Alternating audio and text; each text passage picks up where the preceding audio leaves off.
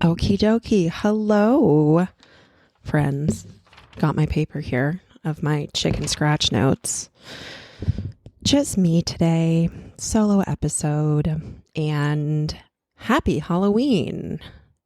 I'm going to turn my phone sound off. Sorry about that. That should have been on silent. Anyway, hi. I wish that everyone could see me right now because I am in the most mismatched outfit ever. Actually, here, I'll take a selfie right now as we speak and show you exactly what I look like. I opened the windows last night in my bedroom because it gets really chilly overnight and I like to sleep when it's freezing. And it is currently 67 degrees in my bedroom and I am frigid. I am so cold. So there's that. Anyway, solo episode today, some life updates, what's been going on here, and just some things that I've been thinking about over the past few weeks or things that have just been coming up for me and how I'm feeling about that, And these episodes are pretty much just me as I am, things that I'm currently working through. And sometimes I don't have the answers on, and I just feel like sharing because I feel like I'm probably not the only one who experiences these things. In fact, for some of these, I know I'm not because I talk to my friends about it or my family, and my clients also frequently experience, similar things. Am I okay? These episodes, you're probably like, girl, get it together. Okay, anyway, enjoy the solo episode. Hi, hello, hey, and welcome to my tent, a place to hear life experiences, different opinions, a range of journeys, and a viewpoint different than our own. A place to challenge our own thoughts, a space to learn a little bit, and I promise some fun along the way. I believe we're better when we let a range of people into our tents, so welcome to mine.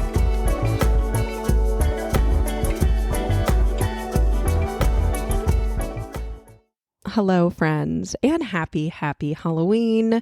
Yes, I am recording this the day before it is going live, so really wait until the last minute on this one. But with the solo episodes, I actually feel like recording it as close as possible to air date is actually a good thing because it keeps me as up to date as possible, and it's just me in my little, I call it my studio, aka a corner of my bedroom, but we're doing what we can here. Eventually, I'd love to get video on podcast episodes.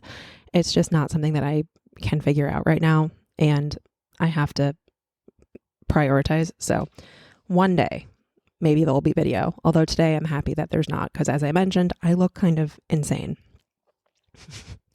I just got back from a hot yoga class. I've actually really been getting back into my yoga practice recently. I stepped away from it for a little bit when I was pregnant, mostly because it is very hard to do some of the stuff when you're 10 months pregnant. But then I had Ronan and things were chaotic and we moved and I just got away from it for a bit. And I actually went down to Tucson last week to help my mom with something. And she's really gotten into yoga recently as well. And she took me to her studio and we took a class together. And I forgot how much I loved it, especially the hot classes, the way that I feel during, the way that I feel after, and the slowness that it forces my body into. I just realized that I missed. So there is a studio here down the street from me, luckily, that I have been going to. And I took a hot power class today. And for anyone that says yoga is easy, go take that class that I just took and then get back to me because I was working. I was working real hard.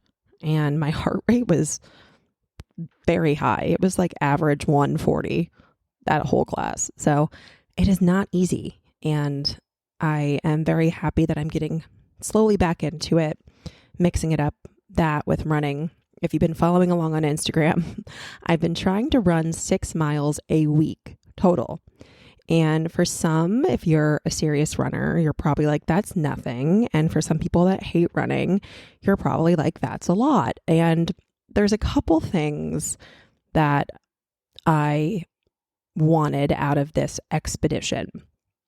If you are also newer here, I have distance run at certain points of my life. I've run a handful of half marathons. I can't remember the exact number, 5, 6, 7, I don't know, something like that. And I have run the New York City Marathon and the Chicago Marathon. So there have been periods of my life where I was running a lot. I mean, like 40, 50 miles a week, heavily in training and doing a lot of distance. And I loved it. And I'm happy that I did it. But I kind of realized after the Chicago Marathon, I don't love running enough to keep doing it, especially to that extent. And when I was in this distance running season, I still had lingering emotions and thoughts around cardio being king. And this kind of plays into why I'm challenging myself to 6 miles a week, but also challenging myself to get back into my yoga practice. I need to strike balance. And I am someone that can very quickly go into the extremes. And I would call marathoning an extreme. And I would call periods of my life that I have done absolutely no exercise also an extreme. So I'm trying to strike balance. I feel like 6 miles is good because it is not unthinkable for me to be able to do that in one shot. If there's a week that is kind of busy or crazy, I could run 6 miles at one time. It would be very challenging, but it's not unthinkable. But I also like it because I can make it 2 miles 3 times a week, 3 miles twice a week. It's a really good way for me to find flexibility with it, which I think is important, and split it up in a way that still feels good for my body, but it isn't an overwhelming distance because my knees also hurt. Listen, I feel like I turned 30 and my body just has deteriorated and my knees creak and my ankles hurt. And if I am doing too much high impact, my low back hurts. So 6 miles feels good. But if you're following along on that journey on Instagram, I've been keeping up with that for about 4 weeks now.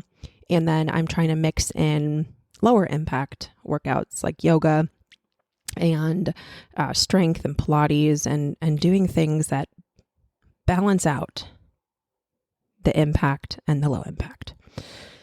So that's kind of where I'm at on the fitness side of things. I aim for like 4 days a week, 5 days a week of exercise, and that can be anywhere from 15 minutes to an hour. It just really depends on how much time I have that day. The weekends tend to be somewhat easier for me to get in longer sessions because Ronan will either be napping or Duke has him or X, Y, and Z. But you need to find flexibility within these plans because that's how you're going to find success. Anyway, it is Halloween and I'm really excited. So Ronan is not quite old enough, I think, to understand what's going on, but last year he was super tiny. He was 4 months old, so he really had no idea what was going on. And this year, now that he's walking and kind of bopping around, he will dress up and go trick-or-treating. I don't really think he's going to know what to do with the whole knock on the door, get the candy thing. So I don't know if he'll really do that part, but we're going to have my nieces over and they'll be with us too. And they're old enough to understand Halloween. So we'll do some rounds on houses and then hang out with my brother and my sister-in-law and have some dinner and just do the Halloween thing. For his costume at daycare today, he is Mr. Rogers. So he's wearing a little cardigan, has a tie, the whole 9 yards. And tonight he's going to be a dinosaur. And Duke and I will be paleontologists. So we're going to be kind of doing a themed costume. But we really didn't go too crazy this year. We didn't go too extensive on the costumes or anything. He still doesn't really get what is happening. So we'll see how that evolves. But I kind of am going to go with the flow on that one and see how he fares tonight in terms of trick or treating. He may make it to a few houses and then want to come home. Whatever, we'll just play that as it comes. So that's the Halloween thing. I am also excited because if he does get candy, I get to eat some of it. So there's perks here. There's perks to Halloween as a parent. Although it is funny because Halloween used to be in college and post-college when I lived in New York City, like we would have day-long events for Halloween. We would have mischief. There we go. Pronounce, Sarah. Mischief night. We would have Halloween, different costumes, going out. And now I'm like, let's see how early we can be in bed because I'm tired. And yeah, there's that. I feel like if you know, you know. And if you are someone who is listening to this and you are in your youth, bless you. Bless you. I hope that you go out and stay out until 4 a.m. You do you. If I tried to do that, I would be dead. So do it for me, you know? Anyway, those are some of the things that are going on here.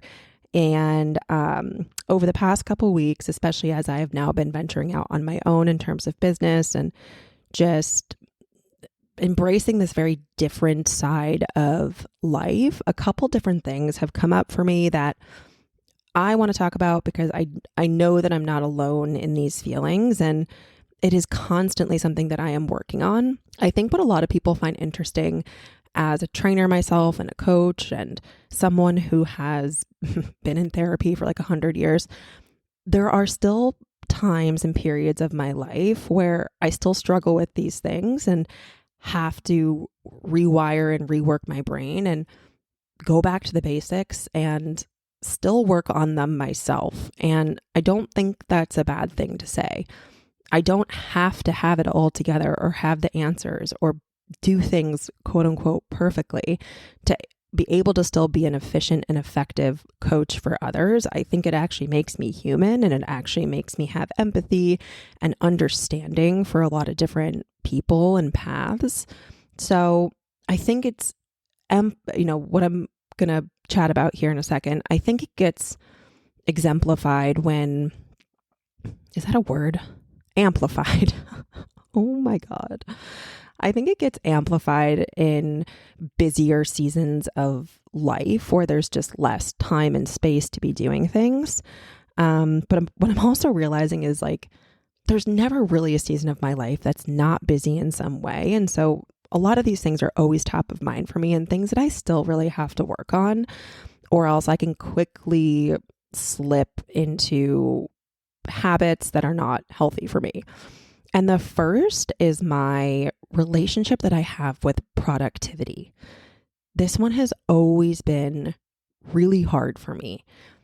I have done years of work to unwire my brain around what I think is valuable as productive. I am someone that loves a to-do list, and I love to check things off and get things done.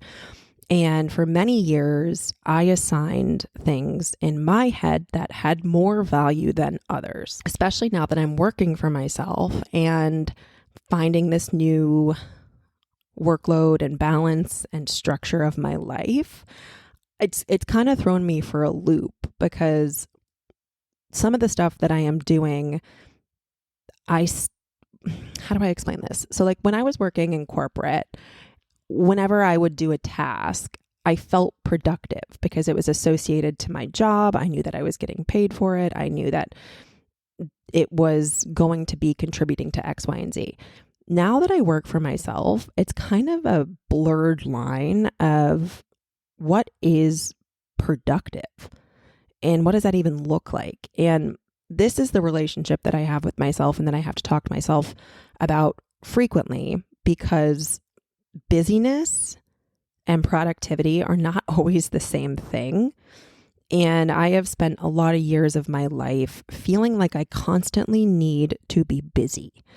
And that meant I was more valuable and more productive for society and doing more that was impressive.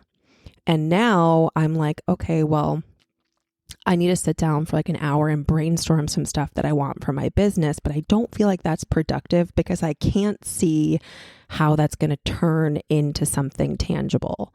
But it is productive because now that I work for myself and I have all of these big ideas, sitting down on the couch and brainstorming for 30 minutes or for an hour is productive. It's not necessarily going to turn something as quickly as I send this email for my corporate job, I get this response, it gets done, but it's now looking out longer term. And so I've had to reshift how I think about my goals coming to fruition. So whereas certain things in my past could have flipped a quicker, buck per se to keep things equal. Now I'm like, okay, this might not actually yield anything for 6 months, but that doesn't make it any less productive. I've also really started to lean into the moments that are less busy because a month ago, when I still had a 9 to 5, I was also still running this podcast and doing my social stuff. And I was doing a gazillion things on the side where every single second of my day was filled. And now that I'm working for myself and there are blocks of my day that are wildly open, it feels really uncomfy. It is so uncomfortable for me because so much of me wants to fill it with something, with anything, like anything that I can do to check something off my list. But I also now have realized that I have the gift of time, and that is something I have not had in God knows how long. And for a second or two, usually when I have these moments where I'm like, whoa, I have an hour where I have nothing that needs to be done. My first inclination a lot of times over the past few weeks has been like, well, you're being unproductive. Okay, but let's reframe that, Sarah. So then I have to go into my talk to myself brain and I can say, well, rest is productive. Sitting, breathing, taking a second to regulate my nervous system that's been on high alert all day long is productive. And that's what I talk to a lot of my clients about is rest is productive. Doing nothing is productive. I mean, you can't do nothing all day and expect things to go well, but spending an hour doing nothing, sitting down, watching television, reading a book, even if it's in the middle of the day, still feels uncomfortable to me, but I am getting used to making that part of my narrative, and that space is still very productive in the grand scheme of things. So it is something I'm ever working on. And I think a lot of people have these feelings around productivity and their to-do lists and their checklists and equating value to how much they're exerting. And a lot of times we don't stop to think about how much we need to ingest to refill our scales. And that's kind of the second thing that I wanted to talk about that's been coming up. And that is the struggle that I've always had, but it's something I still work through today, is taking care of me first. And it goes back to this productivity conversation, because when I do have this space in a day and I do have an hour, my first inclination is to usually find something to do that benefits other people. And I don't mean to say this as like, oh, I'm so virtuous, I'm so good, look at me. But it's like this need I feel to say like, okay, well then I'll just like do the laundry and fold it so like everyone can have clean clothes. Like in reality, that can wait. In reality, that's fine. It's fine if I don't do it until tomorrow. Or like I need to think of the grocery list and I need to go outside and I need to get the groceries and I need to make sure that the whole family is okay and the whole house is okay and the whole house is clean. I need to go like steam clean the bathroom. Like it is my incessant brain need to fill my space first with things that benefit others. And it is hard for me to remind myself that sometimes it's okay to take care of me first and take care of what I need. So then I actually have the energy to do those things for other people well. And that's the scales conversation. So I like to think of my body in this kind of like balancing scales act, you know, the ones that are in science class sometimes, and there's like the metal bucket on one side and the metal bucket on the other, and it teeter-totters. I have a track record of basically just depleting, and then never really balancing my scales back out. And then I wonder why I'm exhausted and testy and not feeling great. And it's because I really haven't taken any time to invest back in myself. And that's a problem. But it is uncomfortable for me to realize that and to pause and be still. Being still for me is really hard, extremely hard. I mean, my husband, it drives him crazy because I cannot watch a TV show without doing something else, usually knitting, needle pointing, getting up, getting down. Like, I can't go to the movies. I cannot sit still for that long. But so much of my nature is to want to make sure everyone else is okay. And it's been increased, obviously, tenfold since having a baby. And this now kind of ties into the third thing that I wanted to talk about. And I briefly mentioned it on Instagram stories. I think it was either yesterday or I don't know, at some point. And that is the mental load of motherhood, because that's been the biggest piece for me that has tipped my scales in, the negative depletion direction, where it's not always tangible things that can be seen.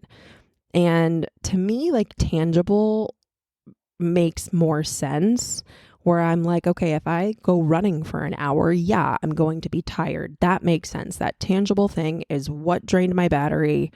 I get it.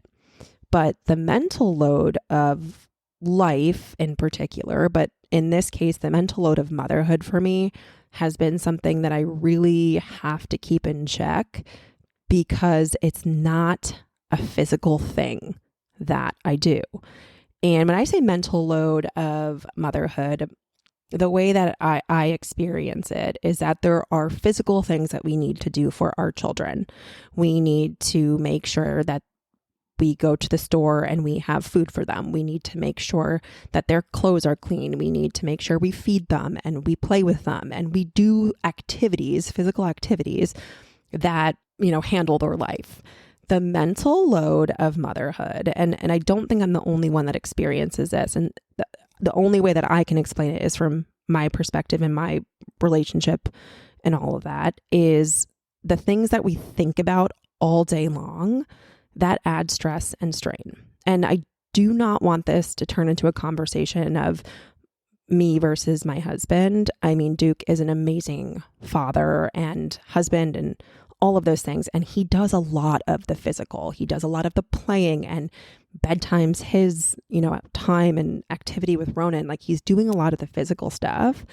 But in the background, my mind is always running of, do we have enough food? Is there milk? Oh, do I need to go get milk? Shit. Like, we actually are out of milk and it's 8 p.m. I need to go do that. Like, when's picture day at school? Do I need to sign him up for that? When's his next doctor's appointment? Do I need to schedule that? Should I look at the calendar and see if it's already in there? Like, all of these things that run in my head throughout the day to make sure that we can do those physical activities for him is more stressful than I anticipated. Like, I knew that there was going to be things that I had to think about to manage him, but to the extent that it is, it's just really surprising. And at least in my relationship, Duke is very good at sitting down to do a singular task. He can, if I, say I'm going to go and work out, he's like, cool, I'm going to take Ronan for a walk. I'm going to go outside with Ronan, and can focus on that. And his brain doesn't really have all of these things come in. Whereas the way that I explain my brain is there's like a gazillion computer tabs open and they're all running at the same time. So we've fallen into this roles and responsibilities thing where the mental load does fall on me because I can actually do it well. But what I wasn't really realizing was that was taking just as much strain as some of the physical stuff with him. I had to rebalance how I ask for help. And because Duke is good at staying on track with one thing, for me, that was asking him to own bedtime as a task. Dishes, house cleaning, trash duty. And Duke does also life stuff for us. I mean, taxes and finances, he handles all of that as well. But in relation to motherhood, because that is something that he by nature is good at, I decided to ask for more help with the physical stuff. So as I'm working through all of these like mental strain and mental loads of managing Ronan and making sure he is happy and healthy and thriving, I have more space for that. It got to a point, I don't know, probably 6 months ago, where I was trying to do it all. And this all goes back to the productivity thing and not taking care of me first. All of these connect and relate. And I burnt out. I burnt out on motherhood. I burnt out on taking care of myself. I wasn't sleeping. I was frequently, like standing over the kitchen sink at 8 p.m., like shoving Ronan's leftovers into my mouth and calling it dinner. And I didn't feel good. There's something to be said about asking for help and making that help also a productive thing, because someone else is doing that. Yes. So, they're taking that on. You're actually lowering things off your plate or taking things off your plate. But that is a productive thing that you need to be able to take care of you first and reduce some of that mental load. See, all these things are connecting here. And I don't really know if this is going to make sense to anyone or how I've worded this makes sense to people, but I think it's okay that life is constantly evolving. And for me, I sometimes have to pause and be like, whoa, I feel super out of balance. I feel super off, and check in with myself and actually hold myself accountable to the things I know make me feel better.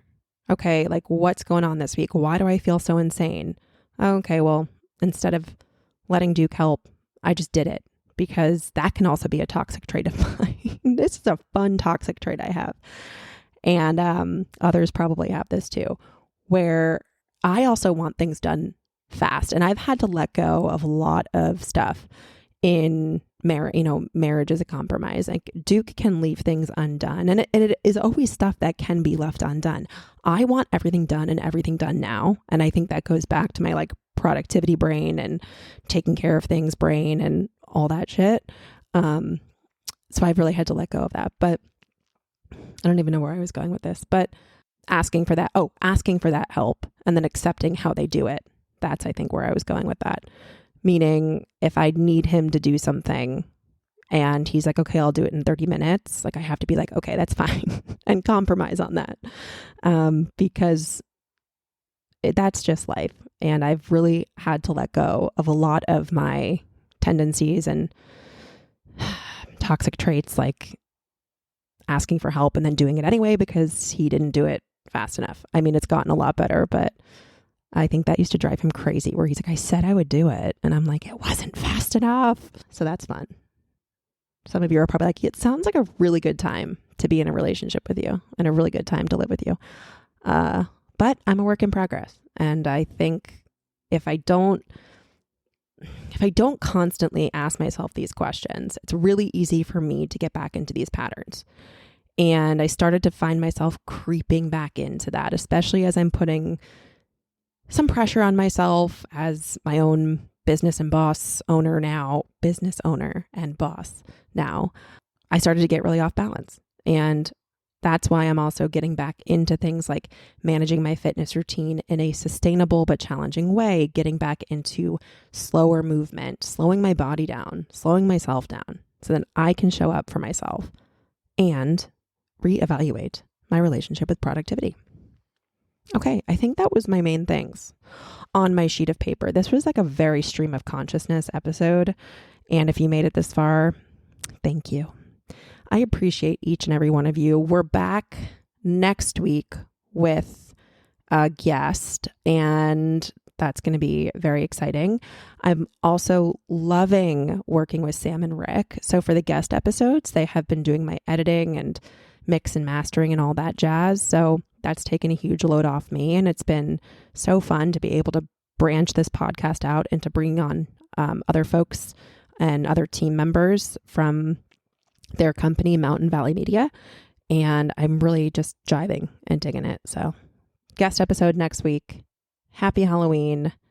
Well, it'll be past Halloween, but I hope everyone had a good Halloween if you celebrated.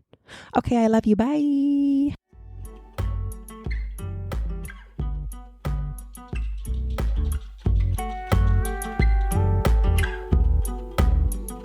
Thank you for tuning in to the Welcome to My 10 podcast. I hope you had as much fun listening as I do recording.